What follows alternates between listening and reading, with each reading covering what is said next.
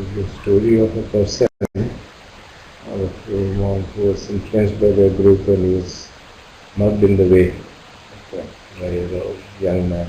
So he gave him all the wallet and then looked at him and said, I think you are feeling very cold. The weather is cold, you take my coat also.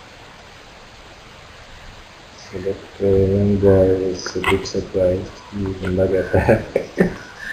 So then he thought for some time and then took off his coat and said, take it. So then that person thought he luna and I but then he took it. Then seeing him he said, I think you are hungry, so I will take you for lunch or dinner somewhere. They went to a hotel and he said, then he said, मेरे पास पैसे ज़रा भी तुम्हारे पास है तो उसने तो पैसे दे दो तो उसको लगा कि ये कुछ डिफरेंट है. Then after eating and talking, he said, अब तुमने मदद के पैसे दोगी ना अभी जो पिस्तौल है तुमको ये मैं तो दे.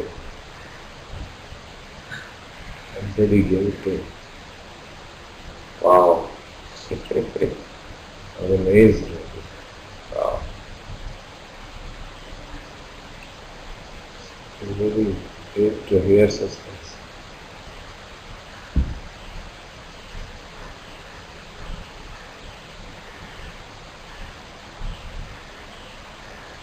So, let's meditate for some time.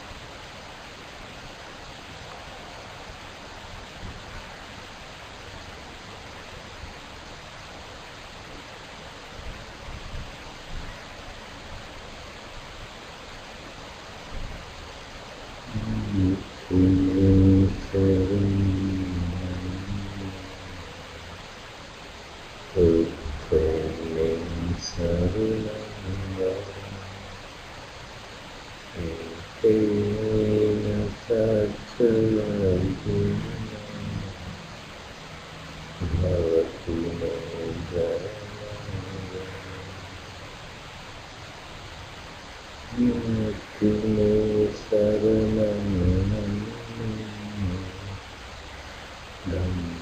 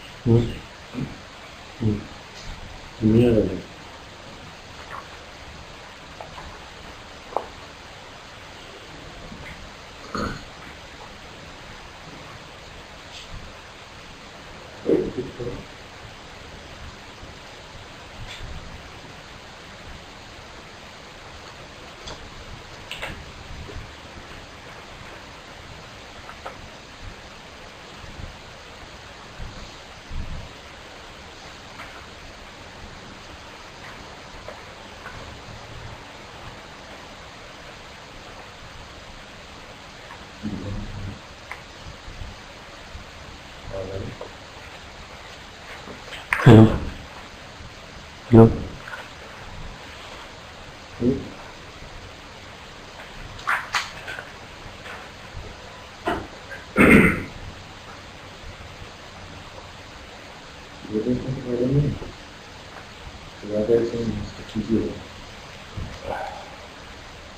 Okay. So let us study. First is 10 to 14. We're actually into two groups, so we'll study in that group while we are, okay?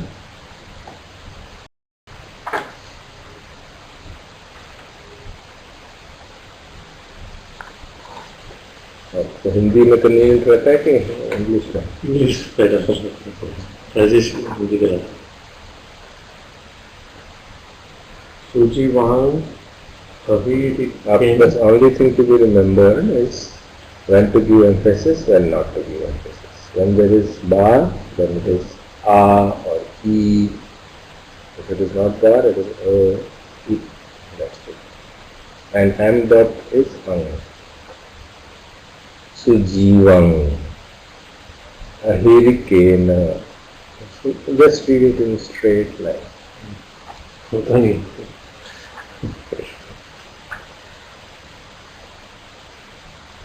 काक कासू ने Raina Dhang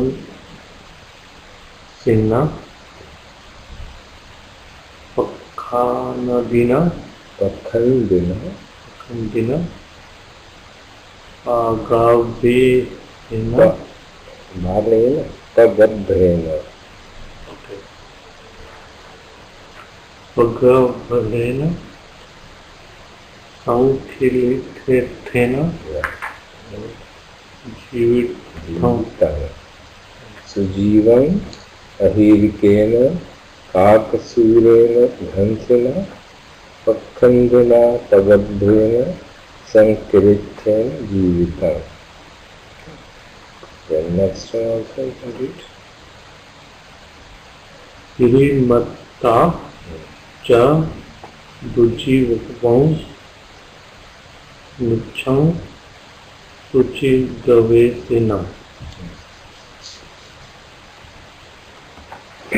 Alina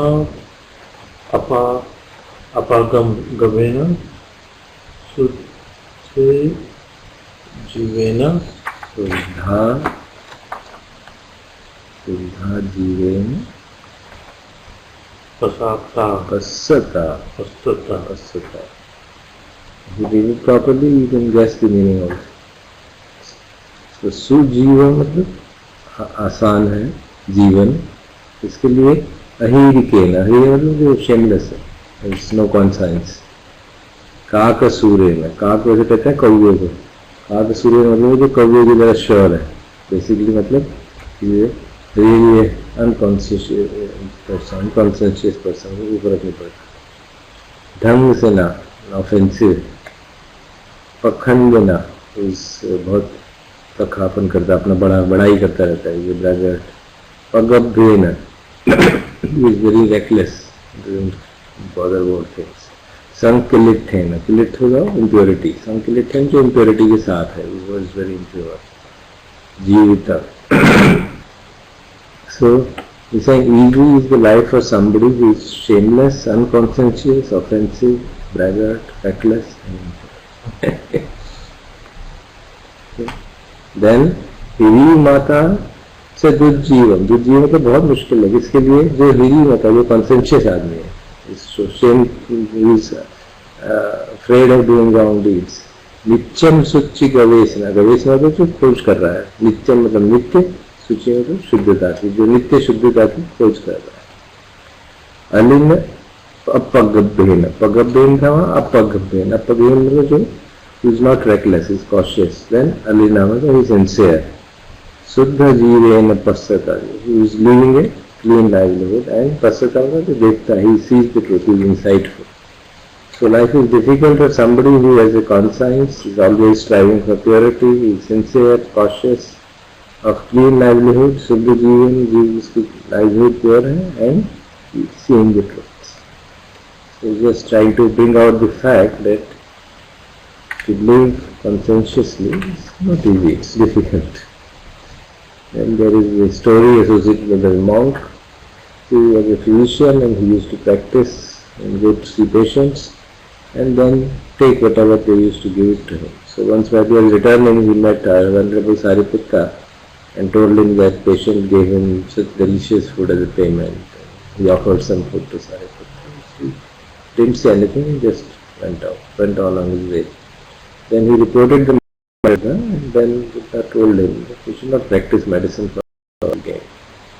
And then recited the verse. And later on actually, practice of medicine was stopped for after this in many other incidents, they should not practice medicine. Initially lots of things are allowed. Yeah, as long as they remain pure. Otherwise we saw that he must have seen that तो इससे कमाई शुरू कर देंगे लोग. Then the other precepts would lose their significance.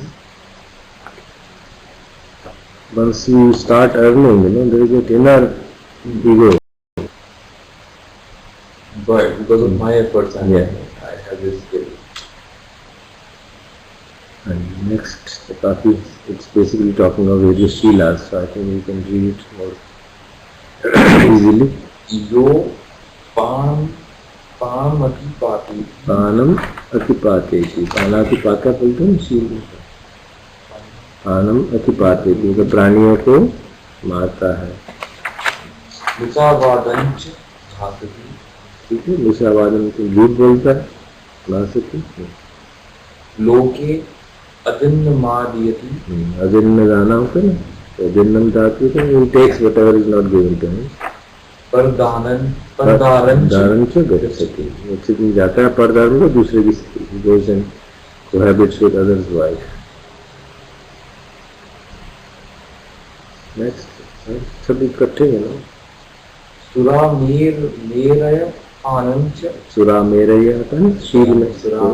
He takes the intoxicating drinks. यो नरो अनुयुंजति. अनुयुंजति मतलब अपने आप को उससे जोड़ देता है. जो he gives himself to drinking intoxicating drinks, but pursues that. इधेव में तो लोकस्मिन मूलन खंति अतन. मूलम मतलब मूल, रूट. खंति मतलब होता है, अतन मतलब अपना. इधेव और असो लोकस, इस जीवन में वो अपनी खुद ही उसकी अपनी जड़ें खोदता है, जबकि वो इदम एव सो, इदम यही रहते हुए भी, अपने इसी जीवन में रहते हुए भी वो अपनी जड़ें खोदता है। Then, एवं वो पुरुष पुरुष में पुरुष जाना ही हो। अरे मानव समझ इस बात को, क्या पाप धम्मा असन्नता, असन्नता तो लिविंग जो संयम से नहीं रहता वो evil है, that is an evil thing. Evil things befall a person who is not restrained, जो शील का पालन नहीं करता। मातन लोभो अधमो च चिरं दुखाय रंभई। क्या मतलब नहीं, क्या मतलब तो लोगों मतलब ग्रीड के, so don't greed, and adhamma मतलब injustice will lead to suffering for a long time. चिरम मतलब लंबे समय। So all three of them are basically talking about observing the Shila. So he says he kills living beings, speaks falsely, takes whatever is not given, and goes to another man's wife. Reveals himself to drinking intoxicating drinks. He digs out his own roots right here in this world. My dear man, know this, evil things befall the unrestrained, and therefore that not greed and injustice bring you suffering. Adhamma में actually मतलब is not a very good translation. धार्मिक नहीं है।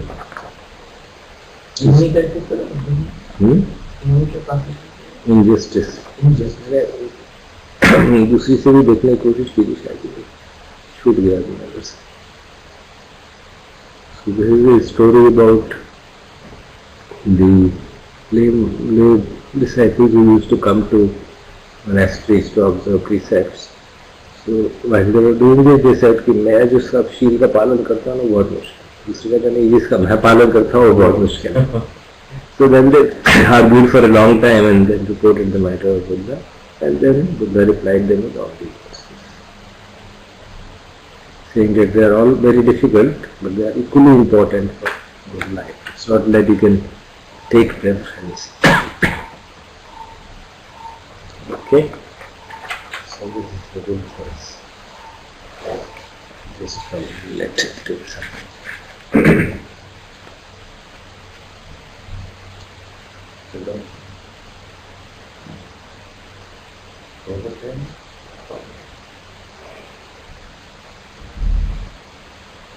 Email के लिए करा मुझे मैं अपलोड कर दूँ और नहीं है मगर कर सकते तो मेरा तो अभी टाइम देता है टूट होने में, ये तो अभी टाइम देता है कैसे टूट होने में।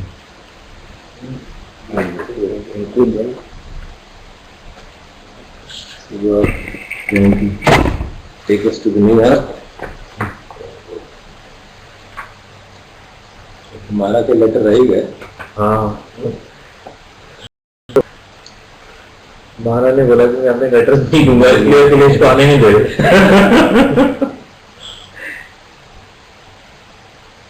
Next week we should be back. We went for I think the whole week, right? I don't know. This week was a very short week. Monday was off and Friday was also off. People took 3 days off and then 2 weekends.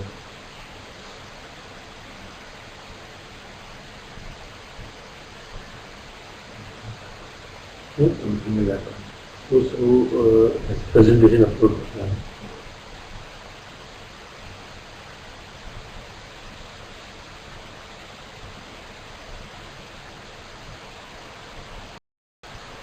भेज ही नहीं सकते, जिससे मैंने अभी भेजी रात को कहीं भेजनी पाए।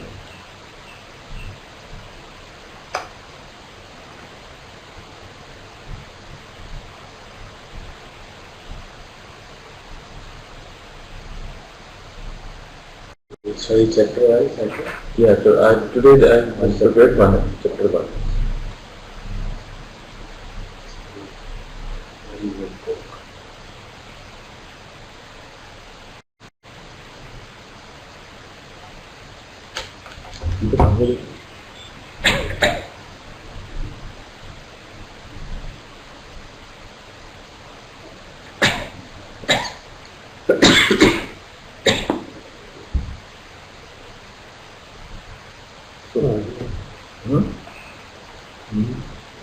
Used to present. मैं सेट है she said she did in digital It's not that much reading. So this is in this chapter I think what I really liked about was that Eckhart has is so optimistic that the human consciousness can go through a revolution, and it's time that it will go through revolution. And then to reach to that point, he uses some very interesting concepts. The first chapter starts with what flowers are and how flowers come to the existence. So, he says that the flowers appeared around 114 million years ago, and they only appeared because the favorable conditions came for them to appear, because they are very delicate, and until the favorable conditions are there, they will not have come to the existence.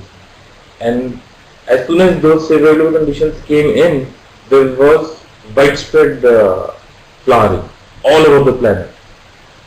So it's just a matter of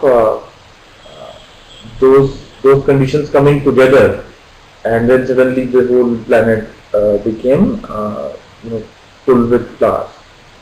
And he says that because there is something in flowers which because of the way they have come up, that it connects to the whole connectedness, and that's why flowers inspire artists, poets, mystics, and everybody. And I think the Buddha's silent sermon to Mahamudgana, right? Mahakashyapa. actually I think it was in group but only one person could Right. So he actually took a flower and gazed at it for some time. actually raised the flower and then smiled. Right. Who? Buddha? I think Then others were just looking Right. what happens. Mahakashyapa Mahakashyapa also smiled. Then it is felt that this was a silent sermon, and The Zen tradition holds this as the Right. first lens of so I think that this is also he mentions this, but I am curious. Maybe you can tell me. So how is still the Zen tradition about singing silent sermons? Yes, they believe in sitting silently. There are of course no follow something, but as far as I heard one Zen master speak, and they were asking him what practice do you do, and there was a Theravada master, Ajahn Lamada, giving a talk, and they were both giving talk simultaneously. Very, very inspiring. And apparently Ajahn Lamada knew more of Zen than the Zen master. He said, you are a better Zen master than me. Then they were trying to talk about various practices, and because we also do many of these preliminary things, but they are not integral part, essential part of it. The most distinguishing part of it is what they call it sitting silently. Sit silently. So that it's not easy for everybody to sit silently and do what they don't tell them to do anything.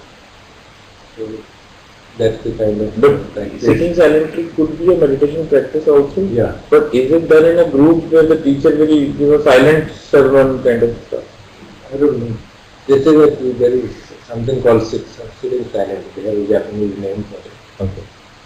But that we practice only after a person has gone through preliminary various rituals and various kinds of practices at other times. They also now do this breath observation and other things. But eventually they want choice. Sit first and see whatever is happening. Okay. So they lead to that. They lead to that. That's what I could understand from his mind. So Zen also is religion in Buddhism. Zen is a Buddhist. You see, it came, the Bodhidharma went from here to China. They called it Chan. And then Chan became Zen. Exactly 50 persons went to China. They learned it, came back and called it Zen. That's how it. But they are, most of them are practicing Buddhist. They Yeah. just have a different sect. That's it. In Korea also there is a Korean Zen. So And I thought there were some elements of Lao Tzu, philosopher Lao Tse, yeah, he was not a Buddhist, he was a contemporary of Buddha. but I thought that some of his Are also similar, yeah. is similar. Called Taoism. Hmm. The Taoism. So he and Confucius and Lao Tse and Confucius, they used to be very popular. Confucius was more on ethical and morality of being a lay people. And Lao Tse was more investigating what the nature is and pointing out the importance of, say, emptiness. There was a famous saying of his, what is important in the room? Emptiness is walls and all are not important. The emptiness will give you the ability to sit in the room. And so he points out that not this Taoism or whatever you call it.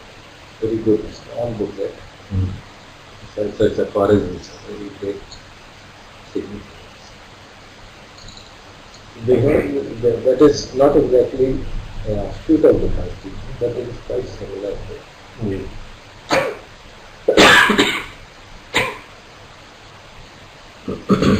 And I think how the flowers imply a discontinuity in the development of a plant. The plant has a very different characteristics, and suddenly the flowers come into a plant, and they have very different characteristics. The flowers are more delicate, more fleeting than the plants out of which they appear.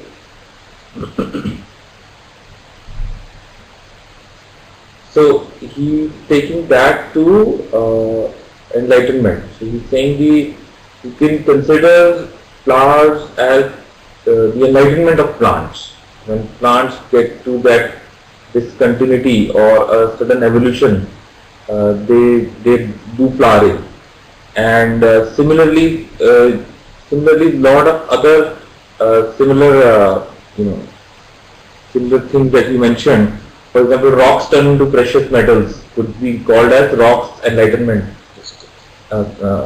precious crystals.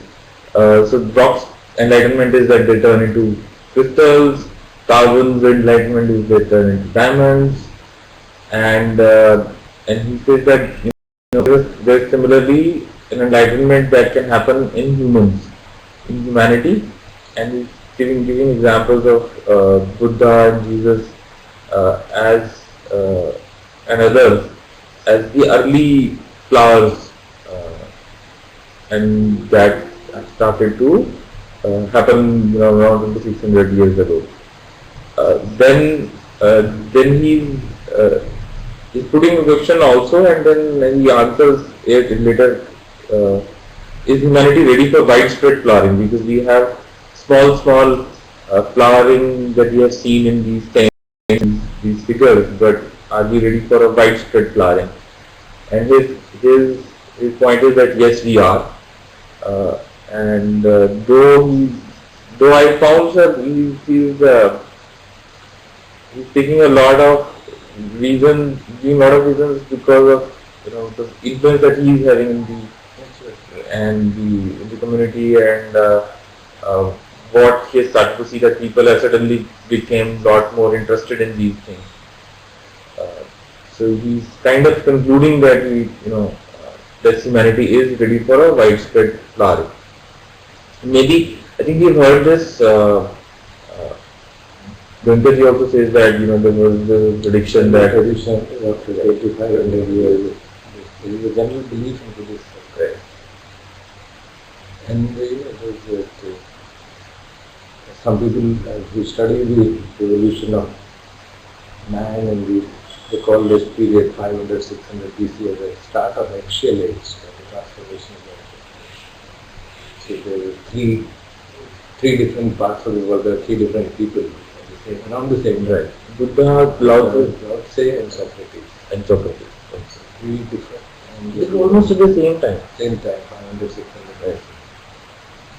But an overlapping period was also. So they say that marked a kind of shift in the consciousness which takes its own time to terminate. And it takes time. So remember we had studied it in our cycle and I also used to mention how the world usually changed over the years, how it was materialistic and now it is going to be still more materialistic and then fall down because it becomes unsustainable. I think you reach the stage of seeing the unsustainability of materialistic world. So there is no option left. He also kind of uses this argument that we have reached the crisis limit. Now we cannot be able to sustain in the same manner. We are trying our best to sustain by increasing lifespan, new drugs, new energy sources. So, what was the lineage and the thing that Socrates? Socrates also started know thyself. His basic teaching was nothing more know thyself. Because he had his own way of knowing was primarily intuitive or intellectual discussion. He was known for what he called the Socratic dialogue, which means he would engage people and start talking to them on the streets. There used to be a Agora, marketplace, a family, a chopal type. That must be the place. So he used to stand there, a very uncouth person, talk to young people in them. And starting from just asking their basic, how are you and what are you doing, you lead them up to the understanding that whatever you are doing is futile and it's not going to last. And therefore that he created that whole awareness. That's what led to also being charged with poisoning the minds of the youth. and alleviating drinking poison.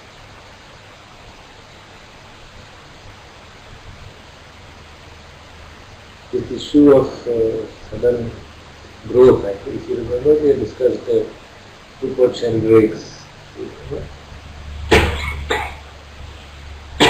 morphogenetic field hypothesis, which actually points it out that whenever any new activity is done, first time doing that activity is extremely difficult. Once it is done, then other things slowly take place, and then there is that 100th monkey phenomena. If you remember. That 100th monkey phenomena, if that happens, then suddenly the things rise. That example is very interesting. That some scientists who are working in the islands in Japan, they noticed a phenomena of this kind. They were studying these animals. They noticed that in one island the monkeys would go and they would take out the sweet potatoes and then see कि इसमें मिट्टी लगी हुई है, throw it out and don't eat it. And they would spoil the whole thing. But once they observed that one small boy, chap, he took out that, he went to the sea, washed it, and then ate it, and he enjoyed it, and others started seeing it.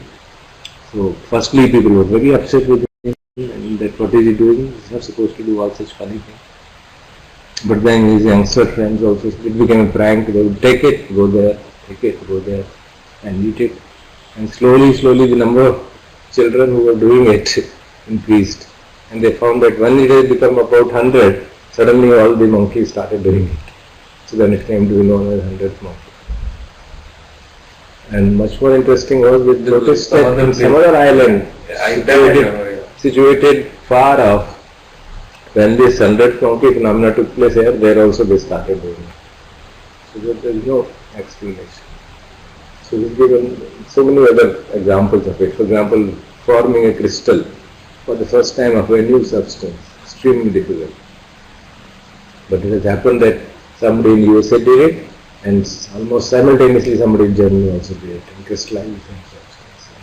Of course, people have had all kinds of funny hypotheses.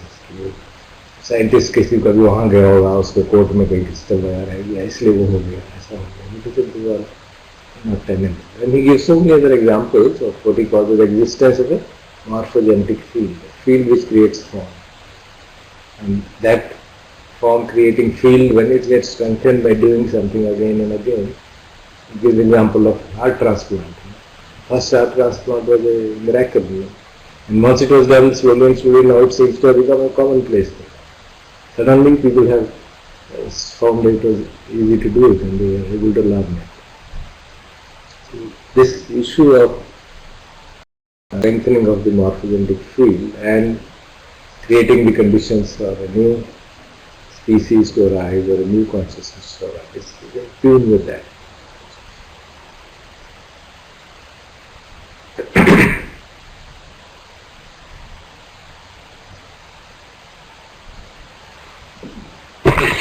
When he talks about, he calls it very interestingly inherited dysfunction. So, and how is it related to awakening? So, I think basically what he's saying is that the ego, and he has talked about the ego in his last book in the next chapters also, he will talk about it in detail. The recognition of the unawakened you, the ego as it thinks, speaks and acts is awakening. And then because we are generally lost in, and we identify with the ego. So recognition of the collective inherited dysfunction. He basically says that the normal state of mind that we call ourselves as normal, most of us, contains this strong element of what we might call the dysfunction of madness. And he takes examples of, I think, a lot of madness that we show in our world, the wars, the cruelties, that we have doing. And he says that, this is part of our mind, and there is no way to explain it except that it's a dysfunction, and it is inherited because the whole humanity is carrying it forward with it.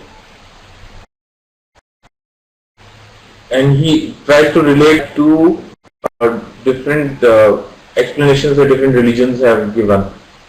Our normal state of being complete, always being unsatisfactory, is what Buddha called dukkha.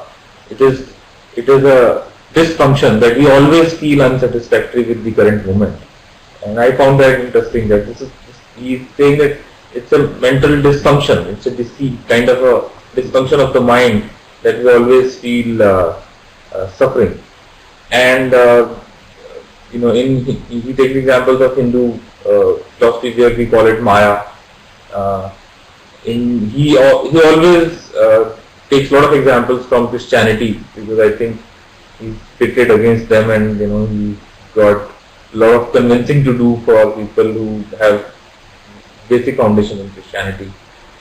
So the original sin, and in ancient Greek, the sin used to be used to describe to miss the mark.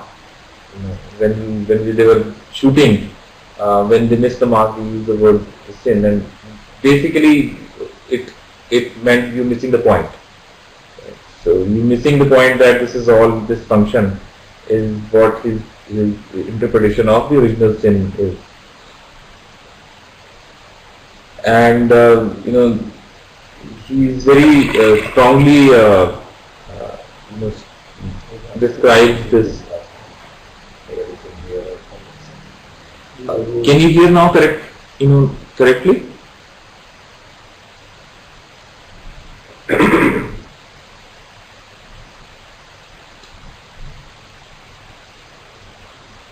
Is audio okay? Yeah, finish it. And so human mind is highly intelligent, but the intelligence is tainted by madness. Very interesting way. And he described in at least a couple of pages how the human madness, and though we all know all of this, but as he was describing it, it felt like you cannot name it anything other than madness. The amount of people we have killed ourselves. The humanity has killed its own people. World War, the first World War, 10 million people died. And by the end of the century, including the Second World War and all other massacres that have happened, 100 million fellow humans have died. And I was thinking was that maybe we are the only species which kill each other. Right? Animals don't kill each other. They actually come together to save their whole species from the even the predatory animals. A lion does not kill a lion. Right. Sometimes lion That is more of a competition. more of a competition. Right. But it's not. It doesn't kill and eat it up. Right. Never. It is a competition. Between competition, you can, especially for the mating, and then they will fight, and someone they will not kill it For the lose. And for the sake of killing, they never kill. If the other person who is getting defeated, if he runs away, then मेरी territory छोड़ दी तो छोड़ दी. Maybe we are the only species which, and the mass murders that have happened during Stalin and Nazi.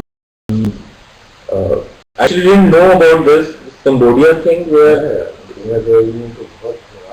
they killed 1/4 of the country. The whole population, 1/4 of the population. Mass murder is one thing. Other is people killed by Americans in Vietnam. वो नहीं लिखा. It's a huge number.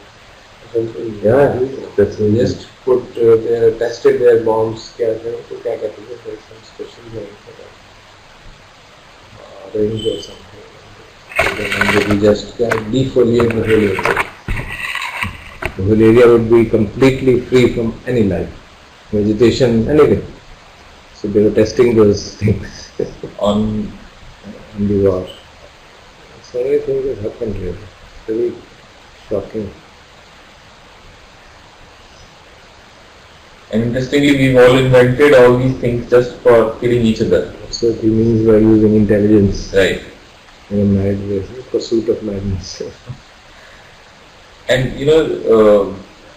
when I was reading this again, I was thinking that most of the animals evolve how to find ways to dominate the other species or dominate the area. Animals evolve primarily because of how they can Overcome the risk. and threats from outside, and we are evolving how to kill each other. Better ways to kill each other: bombs, machine guns, submarines, poison gas. They are not meant to target any other species other than humans. Instead of killing. And a new invention in that area is patented and applauded off that this is the better The way. economy of America is based on an export of arms. Yeah. That's why there is a big hue and cry about changing government here. They're worried they might lose a big market. There's no other concern really. So every year we have a huge import. We don't make anything of significance in our country. Yeah. And we are importing things worth thousands of crores every year. They are needed. Sometimes they don't do anything. And then, Our defense budget is huge. yeah. 10 or 15% or something. Right. I don't remember. Close to 20, I think. Because, the last general had publicly told and then written letter to Prime Minister that हमारे यहाँ सब खाली हो गया. अगर घर हो गया तो, and by the way, that was the reason that government got very upset with them. He Yeah. is revealing everything. There's no ammunition, everything is old because of the delays in procurement. So there's so much need because you want to update everything. Yeah. It's like new versions of software. You want to do every few years you want to upgrade because others have upgraded. And there's a competition, unending competition in that direction. And nobody is willing to think about this in this manner. They say, हम नहीं करेंगे तो दूसरे मार देंगे. Right. So where do you stop? Who stops first? It's really a big challenge. If you see the military budget of the world, it's huge. I think I read somewhere in one of the papers में बना रहा था कि America spends $1 billion every day. Every day? Yes. $1 billion every day on the army and all their All the defense expenditure. But so they are earning also because of that. Yeah. Because they are powerful, that's why they are able to, get the economic advantage. And then they ensure that the level of wars remain in the world. So that they can sell the equipment. That's the way economy works. So these questions are, very few people ask these questions. They seem very impracticable questions. Yeah.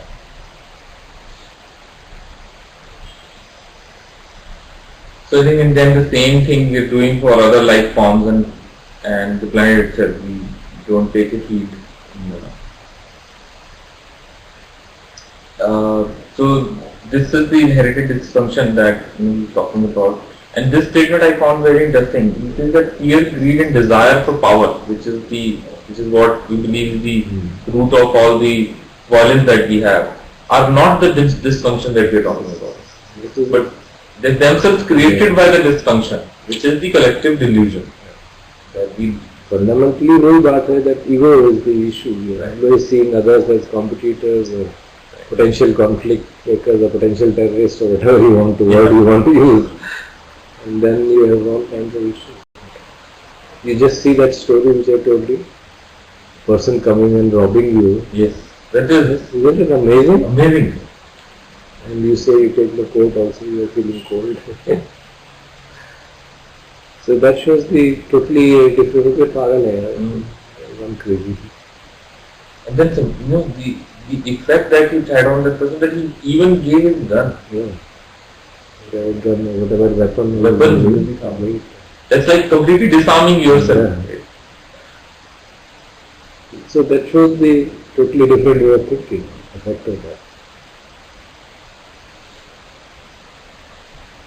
And so this is the thing, and he puts it in a different way that we have been talking about, which is many spiritual teachings actually tell us to let go of fear, desire, power, and all all those things that we talked about, and that's how most of them interpret that it's because of our desires and fear that all these violence is happening. So let's work on that.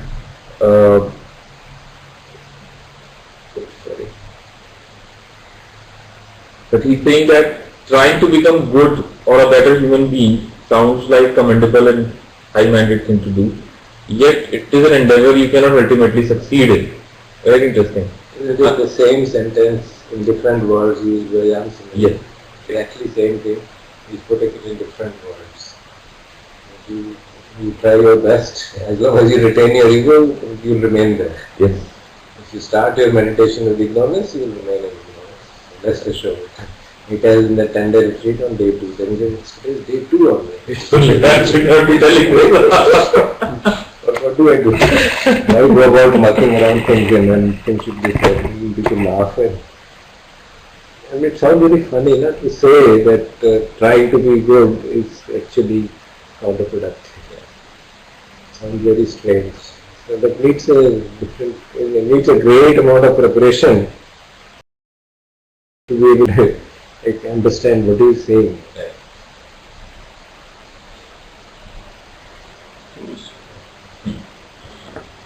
You can't hear.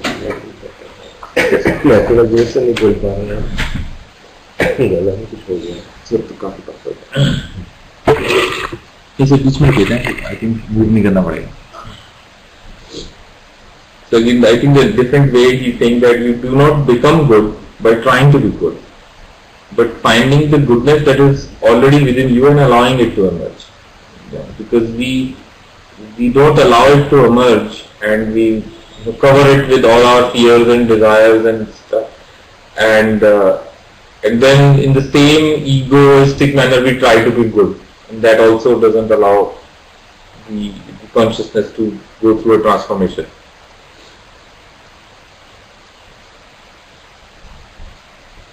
And I think he talks then a lot about what is religion and his view on difference between religion and spirituality.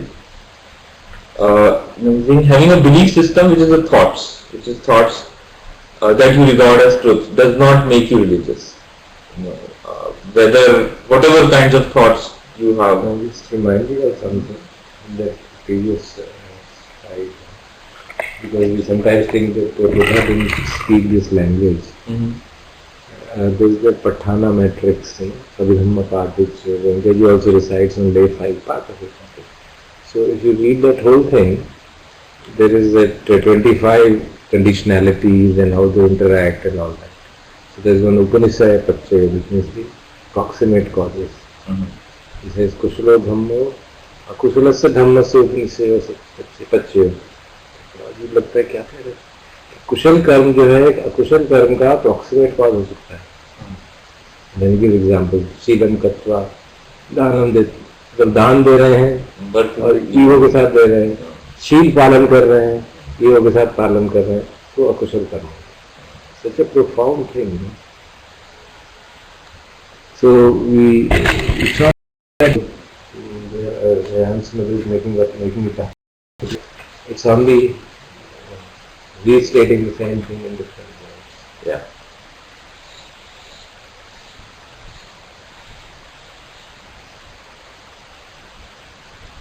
So I think basically most of the religions are belief systems where you believe in something. You say, this is like this, then let's, and that is actually thought form that he's saying.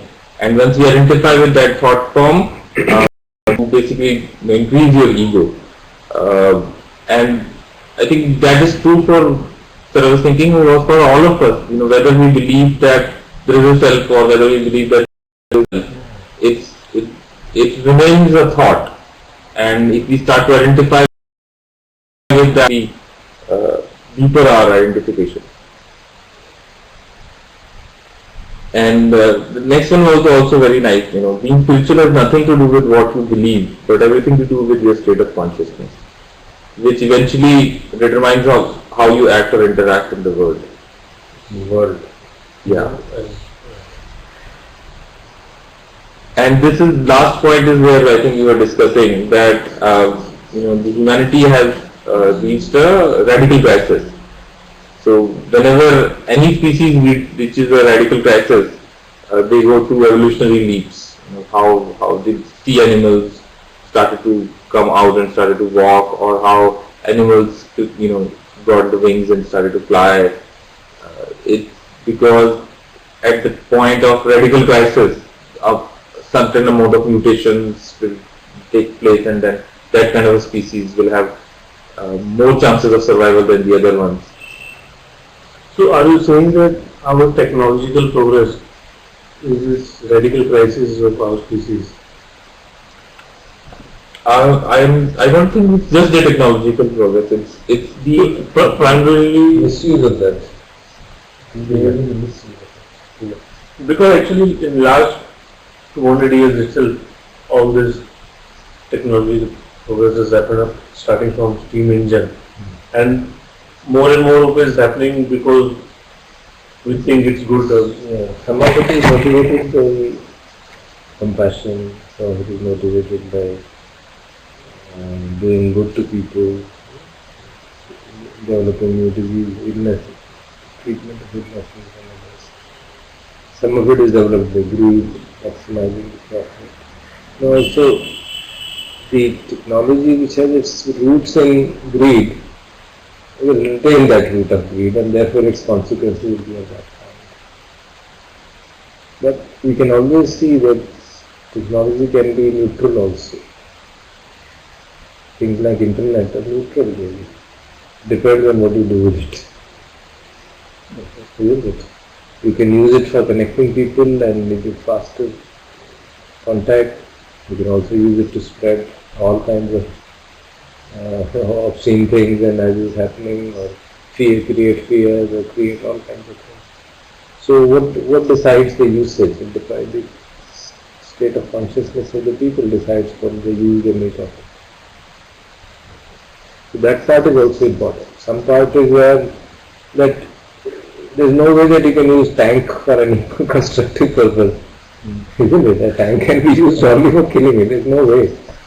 If you have a gun, you can't use it for growing fruits and vegetables. You can only kill. So that is inherent to that. But some things are such that it's not inherent to this. They were evolved out of curiosity. Internet was evolved out of some need for interconnecting. But now how do we interconnect and what do we do with it? You spread virus and destroy all the people. It's just like developing a new tool for killing people. There's very strong similarity. You create a virus and destroy the whole of the world. And then you say, please buy our antivirus. Exactly the same thing is analogous to first creating missile, then you say, we'll give you missile shields also. Don't worry. So you buy the missile first, then you buy the missile shield. So it's exactly the same thing happening in the technology that you use it. Because the mindset is such. If we are unable to think in this negative manner, nothing of that kind will happen. So, but is internet really neutral? Because I remember in Science and Humanism, I think you mentioned about how a technology transfer brings its own worldview. For example, bridge and microwave. Worldview of the people who developed it. Right. So I am not sure about internet really. Suppose people, for example, who are rural people and who have never been exposed to internet stuff. Does the whole internet, when they get access to internet, they get that whole worldview also? Yeah, the worldview of interconnection, the worldview of knowing, knowledge. It can have phenomenal positivity. It has been used for very greatly in a positive way. We have what's it called by these ITC people? They may have their own reasons for it, but it has done a lot of good to the remote people able to sell their products at a much higher price than what they would have ever sold. I know it personally. There are, we did it as a part of our MGRI project also to create portals where people would put photographs of their products and expose it to the world and then get orders from there and to sell it. They would have got 5 rupees for a product for which they are now getting 50 rupees. So that way it's a very leveling situation. It creates an opportunity for getting out of the clutches of middlemen. So it has a great potential that way. But the trouble is that if you have a mindset which is corrupt, you can use it for anything. So I am not able to see that internet is basically a fundamentally wrong technology. I'm not able to see that really as of now. No, sir, it is arisen because of the need for connection somewhere. Yeah. And that need for communication and connection is there. But if you can misuse it, then what can you do? Right.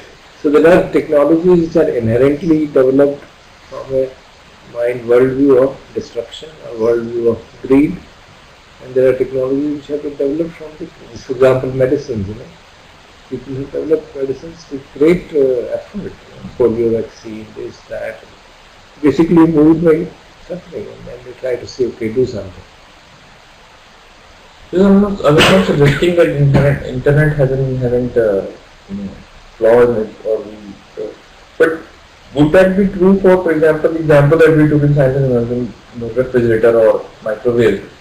It's a device of convenience and it's a device that gives you comfort, but it brings that whole Western worldview with it. In some sense, yes. In some sense, yes. Because it has become necessity because of the worldview is already there. Right. That is the problem. Lifestyle has changed. It is not that the fridge has changed lifestyle. Fridge has become necessary because of the change of lifestyle. That is the problem. So they are actually We can't say chicken and egg problem है. अगर जैसे अब हम meditation centre पे जाते हैं तो कोई जरूरत नहीं महसूस होती है. Isn't it? Stay for 60 days, we don't feel need for air conditioning or this, that, or anything.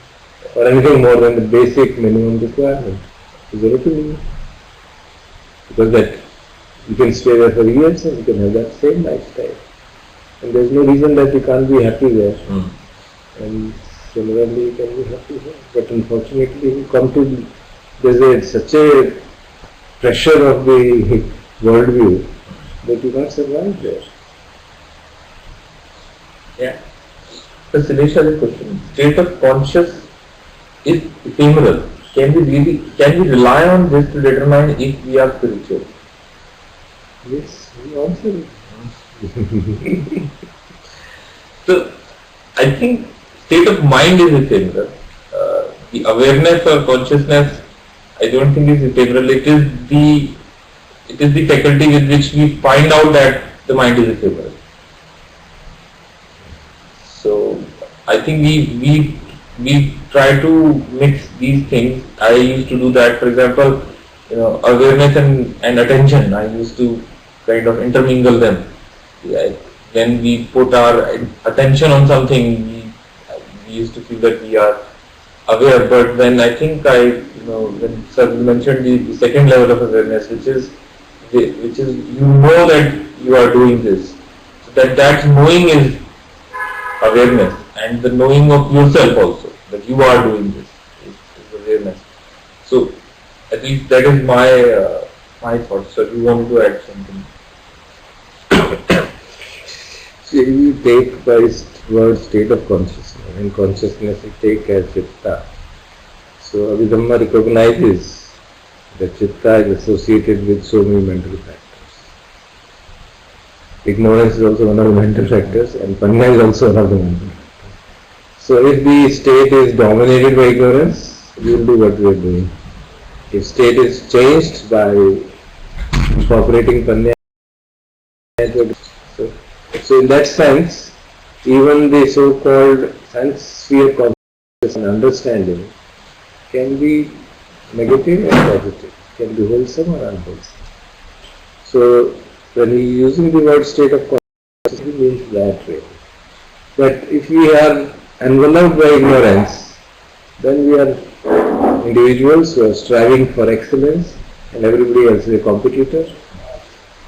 But if you are enveloped by metta, friendliness, panya, then you are searching for a thing which will help to grow that. So it's just a worldview that, with negativistic worldview, you're trying to achieve a lot of So what satisfy your ego. The Buddha's analysis, I'm just using that nomenclature, is that these worldviews are not 0-1 kind of situation. We are not fully materialistic, but we are not fully spiritual also. We've got somewhere in between. That is why, because these mental factors are so many in number, and there are various shades of them, which becomes dominant at a particular moment, we don't know. So to that extent they are impermanent, changing. You see a person who is suffering and sometimes compassion arises because of certain conditions, and sometimes irritation arises. Isn't it? Let's say depending on the conditions which arise and how the consciousness is operating at that time. But if the ignorance is dispelled, if the lobha is dispelled, the greed come ho gaya, rag come ho gaya, dvesh come ho gaya, so conditions are there for the positivity to arise. So whole of the practice is to create conditions. We are not creating goodness. We are creating conditions for that to arise, goodness to arise, panya to arise, metta to arise. So they are all mental factors. So that's a very beautiful way of putting it. Extremely powerful way of putting it. Because they are not yours. You are not seeing them personally as yours. Even if you are a wise person, there is nothing like a wise person. The conditions is general. It's a very profound way of understanding, and then you are understanding the reality and not taking it personally. That's amazing. Conditionally, the conditionality is really profound. And therefore that Patana matrix, it runs in some 900 pages. Just this, which conditions mix together to form. And when you have 121 mental states, 50 mental factors interacting in different ways, you can imagine permutations kitne ban jayenge. And not all of them can coexist, you know. Greed cannot coexist with generosity. So then you have to find out how it is happening. So if the mind is given to greed, then generosity cannot coexist with it. It's impossible. But if there is a factor when the greed is not present, then generosity will happen. So depending on conditionality, things keep on happening. And real wisdom is, you don't take it personally. If you don't take it personally, then you are free. Then you really got a mutation. A physical mutation होगी ना. Till such time, then you say you have really entered the stream. You're not taking it personally. Sakaya Vritti khatam ho gayi. You're just seeing things as they are. So that's how I understand. I think there's a way we can see the gradation in the consciousness and also the mutation. Sulesh, does that answer your question?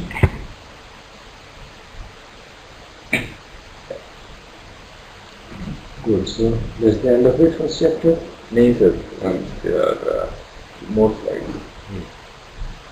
This is the last one, I think. Yeah. So then I think he talked about how the name of the chapter came in. I think he's saying that liberation is to realize that the voice in my head is not who I am. And that's a very contemporary way of putting it. Yeah. So I really like it because the voice in our head is what we believe is who I am. सड़क पे चल रहे हैं और पता नहीं क्या सोचे जा रहे हैं. That is what it is. I put it very bluntly, isn't it? And moreover, also the voice that says that I am acting or I am improving, or the sole thought that transforms into whatever thought it be, we take it personally. Yeah. We interpret it in that manner. And that thought is the real issue that which overwhelms us. That's why they say that in the modern times, I was reading somewhere, for people who are thinking too much, they should practice Dhammanubhasana, Chittanubhasana. That's all right. Other things are okay. Because they are all the time bombarded by thoughts, invaded by thoughts. आप पढ़ रहे हो तब thoughts आ जाएंगे, आप किसी प्रवचन सुन रहे हो तब थॉट्स आ जाएंगे, खाना खा रहे हो तब थॉट्स आ जाएंगे. It's so interesting. And you just don't want this. क्या हो रहा है? Why the hell is it coming? So you see like a helpless victim of this whole voice in the head. कोई भी चीज अटक गई तो फिर बात आती रहेगी, बात आती रहेगी जब तक वो रिजॉल्व ना हो जाए. And I think sometimes I find it very intriguing. ये सब चलता कैसे है? मतलब कोई बार अगर एक चीज अटक गई हमारे दिमाग में, conditionality है. When you see that conditionality thoroughly, you begin to see that you are just a puppet in the hands of these conditions. The moment you identify yourself with it, you are what? इसने कुछ कह दिया, इसने देखा ठीक से नहीं, इसने बात अलग से कर दी, ऐसे बात नहीं की. Anything can trouble you. उसने ये कह दिया तो ट्रबल, उसने ये कहा नहीं तो ट्रबल हो गया, उसने ऐसे देखा, उसकी टोन वॉइस की ऐसी थी, या टोन उसकी थी नहीं और बोला ही नहीं. रिमेंबर स्टडी दैट वो था ना सुत्ता के जिसमें ये धमकर नहीं था ना, they criticize when who is silent. एक सुत्ता था ना कि एक वो धमकर नहीं था शायद कि कुछ ले पर्सन जाते हैं वहाँ कश्यप के पास, उनको एक शब्द बोलते, वो ध्यान कर रहा होता है, उसको जवाब ही नहीं मिलता. वो जाते हैं सारे पुत्रों के पास तो उनको एक लॉन्ग डिस्कोर्स दे देता है. फिर जाते हैं आनंद के पास तो एक ब्रीफ डिस्कोर्स. वो जाते हैं बुद्धा के पास, कोई कुछ बोलता है, कोई कुछ बोलता है, किसी को कुछ नहीं हो. Whether a person is silent, then you criticize. When a person gives talks, then you criticize. If you give a precise talk, then you criticize. So that is a sad part of our sad story of our existence today. And so because of this identification with thoughts, identification with form, So I think he kind of summarizes that about, you know, the ego is the identification with form. And interestingly, he calls thought also as form, not just physical and emotional. He says that thought is actually a form that, you know, and once we identify with thought, you know, that's what ego is. And you know, the unawareness that of this whole phenomena, that the identification is creating the ego, is the inherited dysfunction, and the forgetfulness that we are, you know, when we forget this whole stuff, is the original sin, is the suffering, dukkha, is the ignorance, vidya, is the illusion, whichever name, this is the same thing. And this is how the book name came up. In both the Old and New Testament, they speak of you know, collapse of the existing world order and arising of a new heaven and new earth. So we're saying the new heaven is the emergence of the transformed state of human consciousness, and the new earth is reflection in the physical form. That's how These exactly similar thoughts you find in Thailand. You heard of Thailand? China was science and humanism.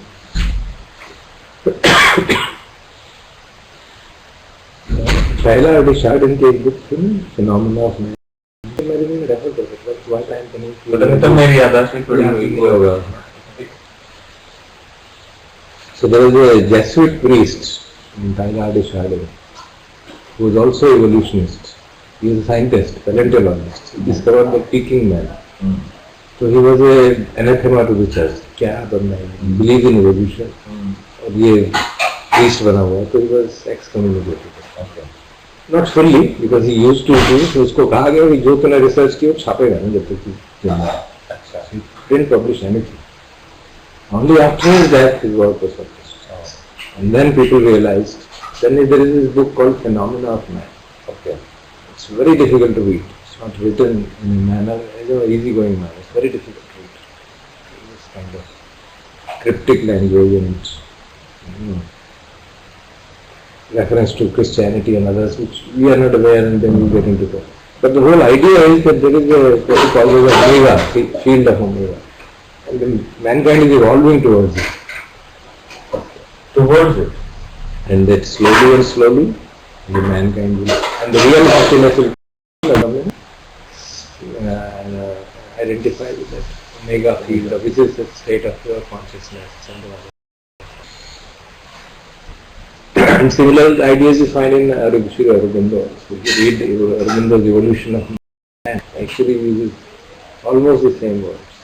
That evolution of man will not be a physical evolution, it will be now evolution of consciousness. It's not be a mental evolution. Physically we have already evolved, and in fact it is the physical faculties which we have, we are not using them. The invention of brain, laptop, how the brain is going to be not being used. Yeah. So it says therefore there is no need for further physical evolution. It needs to be.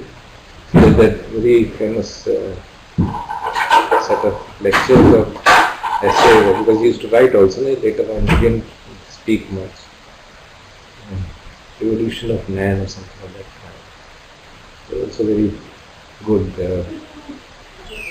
exactly in consonance with this thought.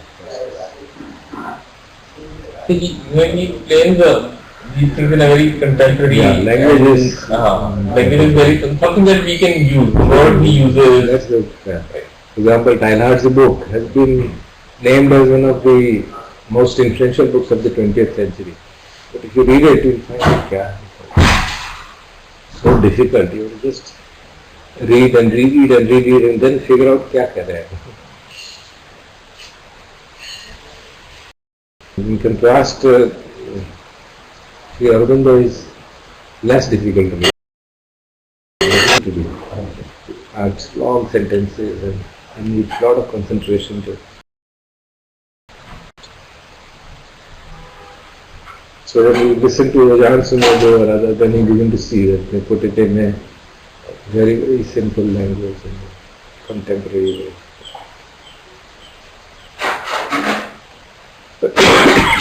This is the last slide chapter. So, any questions? Arpan has, how do you teach Pralay? No. So I don't know what is Pralay and yeah, I know, but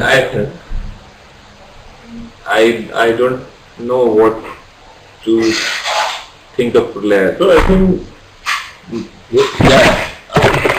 Deepak is an understanding. maybe two ways to look at it. One way is when, like this book is talking about, that when we peak in egoistic things, and then it will take us to a moment when we fall, that can be called as pralay. And in the second meaning of pralay is within ourselves also. That within ourselves, when you get after so much of egoism, when you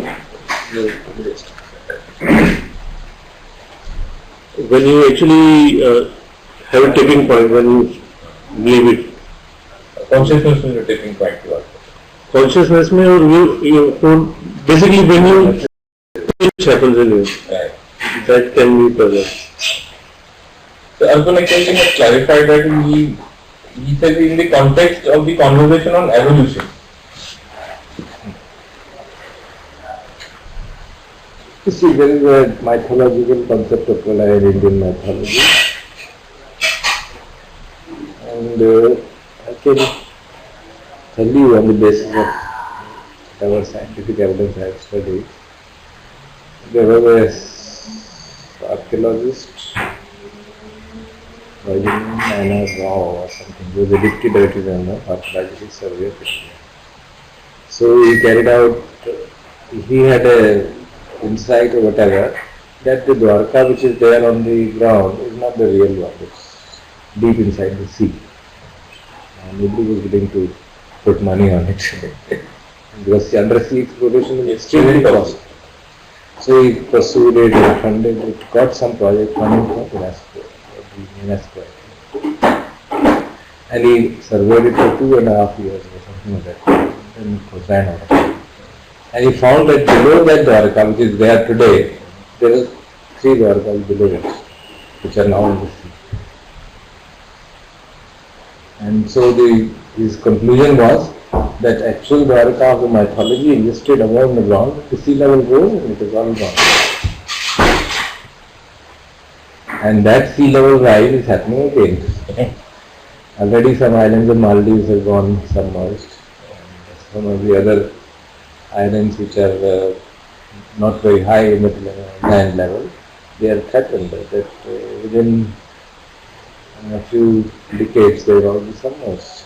Maldives is certain that it will be half submerged. In fact, that's why they held their recent cabinet meeting in an island which was half submerged. Just to create an awareness that we are in deep trouble. We had an international meeting. सबको वहाँ बिठाया कि देखो हमारी ये हालत हो रही है. And if the climate change predictions have to be believed, within next 50 years or maybe 100 years, if 50 years is too much of an exaggeration, sea level will rise by a meter. If it rises by 1 meter, it will be quite a good pralay. Isn't it? Because when the sea level rises by that, the reverse level will also rise by that. Then imagine what will happen in India, just imagine. What happens to Delhi or Kanpur or Allahabad or, whole of India is on the banks of a river, whether it is Yamuna or Ganga or Kaveri. So that would be a real pralay in the contextual sense of the word. But otherwise, more metaphorical sense, that way also is true. Buddha's discourses, he does mention about something of that kind. When there is complete destruction of earth element, leave aside earth. And then there is something called Pramahsara, Anidasana Vijnana, which is where there is no earth, no land, no water, some such thing he gives a description of that. So consciousness is something unborn, uncreated, so that will be there, but everything else is impermanent and can really get destroyed. So people have their own, I mean, this is now generally accepted that the earth did get destroyed sometime. Habitation on Earth did get destroyed. There are three different theories. Some say sea level rose, others say that a big asteroid hit the earth and it destroyed every creation or whatever was there. And there are all these possibilities which are there in future. किसी ने देखा तो है नहीं. Big Bang में किसने देखा है? It's all extrapolation. So we don't know really. In the context of evolution, आप लोगों ने बताई कि that is the way we can visualize it. The destruction of the evil and the rising of the good is also a kind of pralaya. Yeah. The destruction of evil is a big pralaya actually. It's so unsettling in the beginning, isn't it? Very unsettling. So if you take it seriously, it will be it's very unsettling. It's and there's nothing, what the hell is going on? So you really get into a state of stupor. क्या हो रहा है जी? सारा जीवन illusion में रह लिया क्या? And then the questions that I what is all this happening? In science, technology, all this, what is going on? So we find it so difficult to see it as a illusion, so difficult. So those who see it, for them the world is finished. Yeah, isn't it? So that will be a life of them.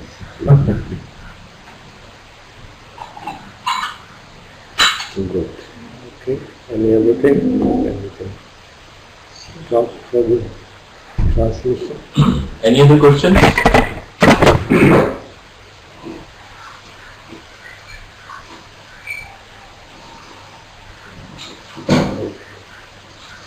Thank you. Thank you very much. Thanks. Thank you very much.